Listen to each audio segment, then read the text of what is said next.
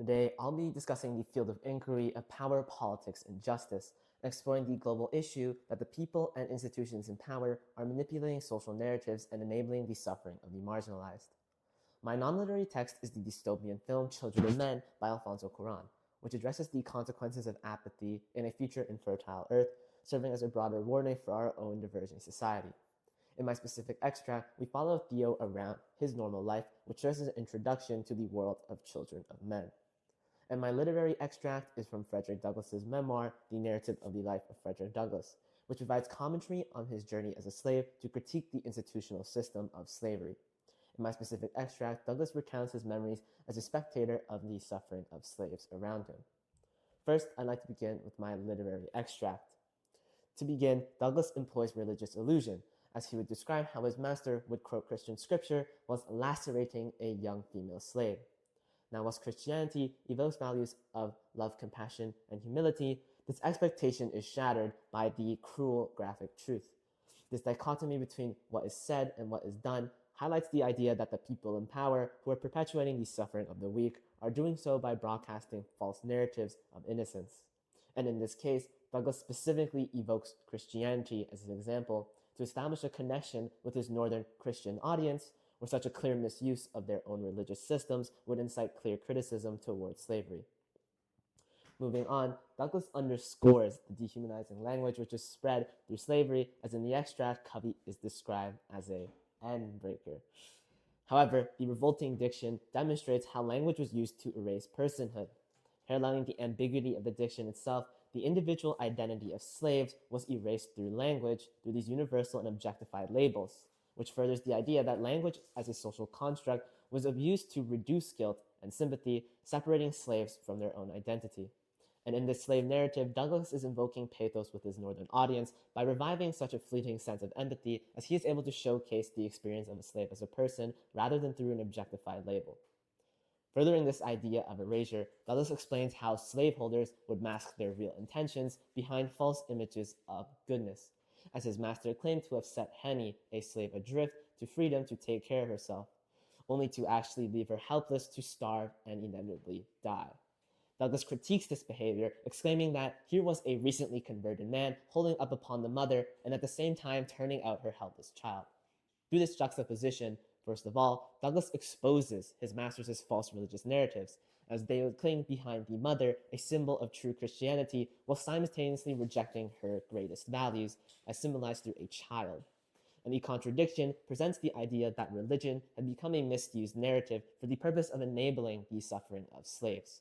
In doing so, Douglass is deliberately challenging his Christian audience, leaving them conflicted, yet inviting a reclamation of true Christianity. Next, I'll be moving on to Douglass's body of work as a whole, where he claims that he is often awakened at dawn, similar to a daily occurrence, by the heart-rending shrieks of one of his own aunts. Yet heavily ironic, the shock attributed to this experience is not shared by Douglass himself, who instead portrays a tone of composure or indifference. And in this case, the disparity between Douglass's own neutrality and the traumatic events exposed to the audience how through continual exposure, apathy towards suffering is facilitated even in those who had shared the suffering themselves. This links to my global issue, as it demonstrates how people in power can normalize the suffering of the marginalized and in this way discourage subversion.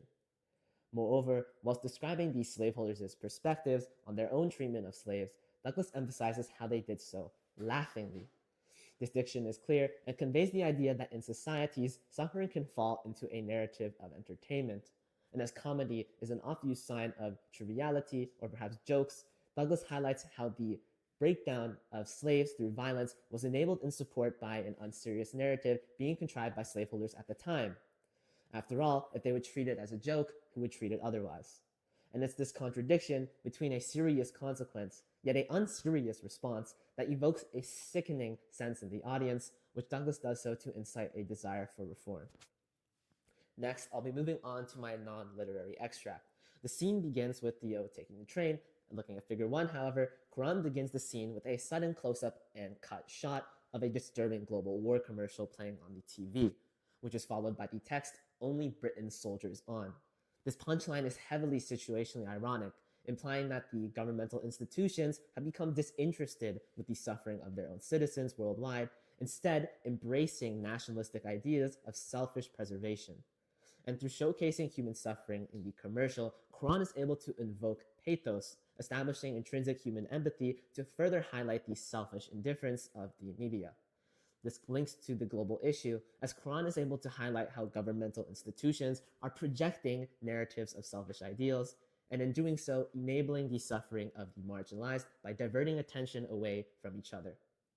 Similarly, Quran chooses to keep the camera away from Theo and instead implements a pan shot through the moving window of the train, where refugees are briefly heard and seen throwing trash and other objects towards the vehicle. Through the use of a muffled diegetic sound, Quran is able to parallel the idea that the suffering and protests of the marginalized are being deafened, unheard, and notably establishes the government as an influence, as in the backdrop of the refugees is a government-sponsored message which lies on the side of a dilapidated train.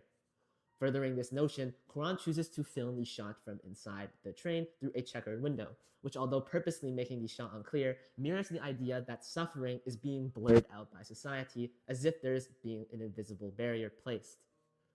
Overall, by implementing a diegetic sound, Quran is able to immerse the audience with his world, making it more real, challenging them to consider what they would do in such a situation. Next, as Theo gets off the train, Quran is able to immediately establish a dull mood through his mise-en-scène and lighting. In the background, we can see hordes of refugees being trapped in cages guarded by military soldiers. Here, dark lighting is used to establish ideas of entrenchment, with the lighting complementing the established narrative that refugees are wrongdoers, as darkness is associated with ignorance and sin.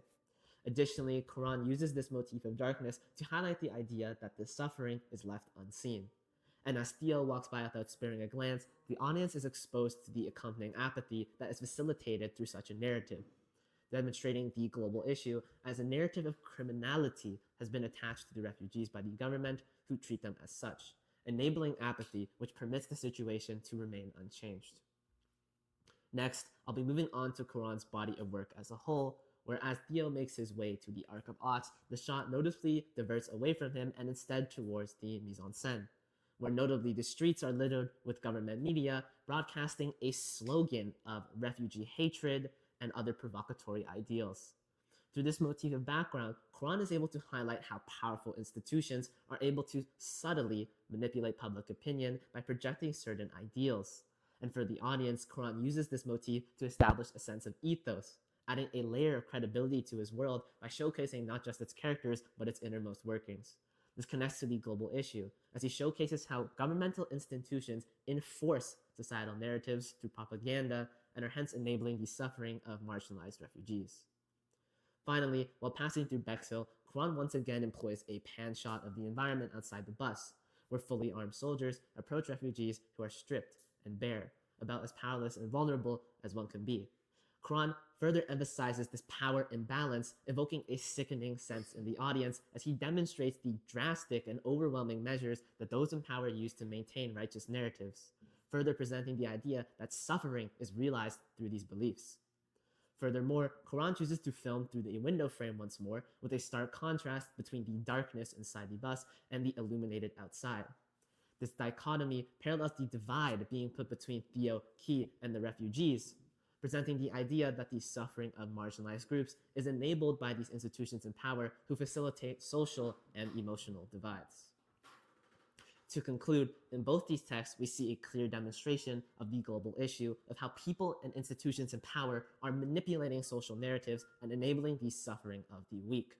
Douglas does so with the historical past, using his own experiences as a slave to demonstrate how slaveholders used religion, language, and comedy as tools to discredit the suffering of slaves.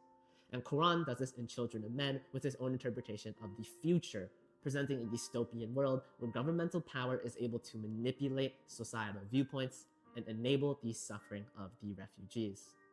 Now, although Quran focuses on a real part of history, while Douglas focuses on a real part of history and Quran introduces a hypothetical future, both texts are able to highlight the capability of power to manipulate our own perceptions, emphasizing how, especially now, in a world where digital media has become globalized and the government can control what we are seeing and hearing, we should not be taking things in blindly.